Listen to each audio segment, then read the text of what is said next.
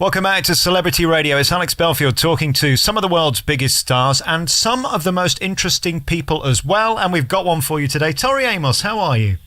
I'm really well, thank you, Alex. Hey, listen, it's so nice to talk to you. I tell you why. I'm a wannabe musician and I love my piano and I love singing. I do both badly, but you, on the other hand, do it amazingly. And what I love about you is every song you seem to record is so different. How do you manage to do that? Well, I listen to the muses and they sing to me. Sometimes it's not easy. Figuring out what they're trying to say. Sometimes it takes me months and months and months and months to complete a song, and it spans many countries, and you have to you have to hunt them down in a way. You've got to track them down, and they leave clues in different places. So it's quite a journey being with the muses. I always ask the question, and I know you're a very spiritual person, so I kind of know where this is going to go, but I always ask, where does it come from? Do you believe it comes from a god, a person, a thing, or an aura? Where are you pulling from to do what you do? Well, I don't pretend to know the answer to that. I think there's a creative force out there. I don't see it as a religious force. I see it as something more complex than that. No different than the world is created, stars are being created. I think there's information coming to us all the time. And where these voices come from, I can tell you, I'm not coming up with it by myself. I really am not. And so, literally, I'll be driving down the road in my truck, and all of a sudden, I'm getting, I don't know, could be 8 bars, music, lyric, perfect, finished. And I pull over so I don't forget it and write it down, and then I might not hear anything about that one for months and months and months, or I have to go on this adventure to figure out what in the world that story's about. So you're sort of a medium of musicality then. These things come to you and then they finish when they're finished. There's no time or date, there's no way of knowing when it's going to be over. That's correct. There is a collaboration that happens because once you get the initial seed planted, then they make you work for it. Then there's the crafting and the structural part where you start trying to figure out this clue, because you see a lot of it is given to you. If it's a 2-bar phrase, it's not a lot to go on. But if you get a whole verse or you get enough bars, a lot of the initial work is there. So then it's quite exciting because you could take it in many places. When I interview comedians, I'll always ask them what's their favourite joke. So is there a favourite phrase you've written that you know is genius or as good as it's going to get, or are you forever learning? Well, I think you hope that you're always, you're not just looking back. I look forward. I'm looking forward as a writer. If I spend too much time looking back, I think I could get trapped. You can get trapped in it and try and recreate something that's not possible. That doesn't work for me. Copying a style or trying to chase something that's already happened organically. So it's about creating other experiences so that new thoughts can happen. It's tricky that though, isn't it? Because as an artist you want to move on and write new material, but we fall in love with your songs and we want to hear them again and again. So how do you make that original when you're singing, I don't know, God for the 400th time or 1,000 Oceans, whatever song it may be? How do you keep it fresh so you don't get bored? I do a backstage. I stand at the stage door in the afternoon almost every show before sound check. And people know that they can come and say hi and talk about stuff and give me letters, and a lot of influence happens there at the stage door, because you begin to hear people's experience with the songs, and all of a sudden they start to take on another life. It's almost as if a trap door opens up for you, and you begin to see another dimension to a song that you think you know very, very well, but all of a sudden you're approaching it from a fresh viewpoint. And then when you play it again, then that you imprint the song with that vision. And many people around the world have different relationships with the songs. And I think about those things as the years go by, and it makes a solar system around each song, if you see what I mean. Seems to me your piano is some form of counselling for you. It seems to give you a sense of treatment. I watch the way you play it. You sort of play through it, if you know what I mean. There's a huge connection between your fingers and the keys. How important is it in your life? In the list of things, your daughter, your husband, your house, your money, your career, where would the piano come? Well, I guess in a way, the piano is very core of my identity. And even if I never played a physical piano again, I think I process things as a piano player. That's the language that I've learned. That was the first language I came to understand. So I don't know if I can segregate myself from that idea, because it seems to be in every cell of my being. And it's sort of an extension of you. When I listen through your back catalogue, as I've been doing today in preparation for our chat, and then listening to this new single, as I said earlier, what's amazing about you can sing pop, you can sing classical. There's sort of a touch of folk in this new single, Trouble's Lament, which is such a beautiful song. But fundamentally, what's amazing about your voice, you are a mezzo-soprano, you are a classically trained singer, aren't you? You know how to do it properly. Well, I guess over the years I've experimented with different tones and different sounds and what a voice can do. And you begin to see the effects of when you place the voice in a certain way, the effect of that.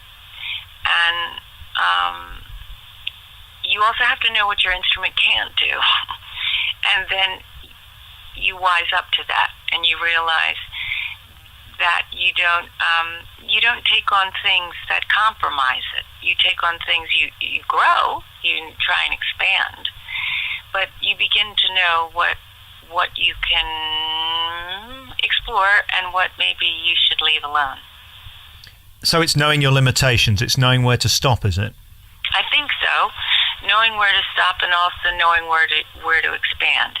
Because there's always room to grow and try things, but you have to realize what your instrument is. And also bringing your music to life. Your voice is so full of passion. It's so full of authenticity. I read your story. One of the things that intrigued me the most was your activism, your plight for humanity, really. You care a lot about people, and I think that's because you've lived a very interesting life. I notice your organisation, RAIN, means so much to you. You love to give back as much as to take from your audience, don't you? I think the audience gives so much. They've given so much to me from the beginning, and there's been so many songs have been born because of the audience's willingness to share their experiences. RAIN came out of a situation whereby in 1994 we were touring, and a young girl had said to me, she fainted, and she said, "Can I please go with you and the crew? I'll work. I'll do anything." And she was, a young girl, 14, 15. And she said, "If I go home tonight, I'll I'll be raped again by my stepfather, like I was last night, like I will be for the rest of my life. And in that moment, I thought, okay, I'm going to take her with me. And of course, as things have to happen like that, clear heads got on the line, and I was reminded by people that if I took her across state line, I'd get arrested for kidnapping because she was underage. So we had to send her back. And sending her back was just absolutely unacceptable. So hearing that story, there were some women at Atlantic Records at the time, great women, and other people that became part of a think tank to come up with RAIN, the Rape, Abuse, and Incest National Network, and that's been going since '94. And the good news is that it's still going, and the bad news is that we've had millions of calls. And so it's good that it's there. What it is, it's a phone service that connects people to already existing crisis centers that can talk to people. I don't want to be a buzzkill, but when I listen to the words in songs like Crucify or Silent All These Years, and then I hear your story there, are you disappointed by humanity sometimes? Are you still shocked by what goes on behind closed doors? Because when you're involved with a charity like yours, there aren't going to be many laughs, are there? No, there aren't laughs when it comes to the seriousness of how much of it is out there. Because we've advanced so much, haven't we, in so many ways, with computers and how far we've come. And yet, when it comes to how we treat each other, it does, unfortunately, it saddens and surprises me, the amount of people that go through this experience. And there are young people that come to the shows all the time. Women, young men, who have been traumatized as kids and teens from all kinds of areas, betrayed by people they trusted, and it's not letting up. Unfortunately, I wish I could tell you there are less stories than there used to be, but there aren't. What a gift, though, to bring this organisation to people and give your fans and people a way out, because at a time like that, I'm sure, as the case you talked about earlier, she was utterly desperate, and for there to be somewhere for people to go is a great relief, and I'm sure America's very grateful for what you've done. Well, I have to thank people who come and tell the stories, because people that share their experiences, then they give us the determination, the understanding, the will to keep going, and to write more music that hopefully speaks to people. And then it does, there is a community out there of people that then start their own kind of online forums where people talk about their experiences. I've met people over the years that I met when they were teenagers, and now they are doing their own work in the community, really valuable, important work of healing about this subject. God has certainly blessed your voice and kissed your chops. You have one of the most delicious voices I think I've ever heard, and one of the most mellifluous tones as well. This new single, Trouble's Lament, will be part of your new tour. We haven't even touched the sides today. I wish I was here in Nottingham, where you're coming to tour in May, but unfortunately I'm away for the month. But I'd love to catch up with you sometime, because you're so fascinating and such a wonderful life, and still living it. You're still current and present. Have you worked out how you've managed to do that you're still as relevant today as you were 20 years ago? That's not easy in show business, is it? Well, maybe I had a failed record in the 80s, and sometimes, and I'm not being funny here, I think I realize now it was a blessing. And so for people out there who've had a failure, sometimes our failures are our greatest teachers. They show us all kinds of things, and it pointed me in the direction I needed to go in. If it had been a success, I don't think I'd be talking to you. I certainly wouldn't be talking to you today, because I would have taken a different path. And so the failure of that, which wasn't really an authentic path for me, I just took that path because people weren't open to the piano and the songs I'd been writing at the time, so I took that path. But then I got back to that path, and I had to fight for it. So I've had to fight, and I had to fight hard and not compromise.